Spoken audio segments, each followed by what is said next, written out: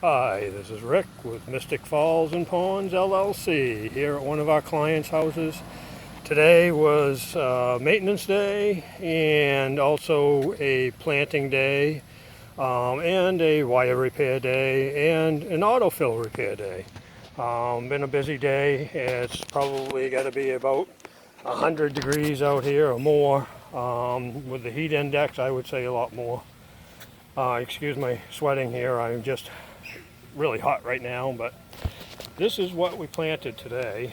It's a little garden for her before she got home on the 4th of July.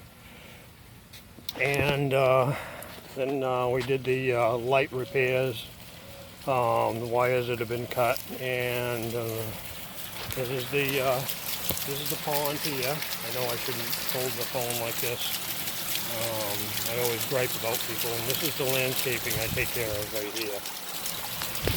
It was a very busy day today. Now the day has ended for me, and I am going to head home and jump in a nice cold shower.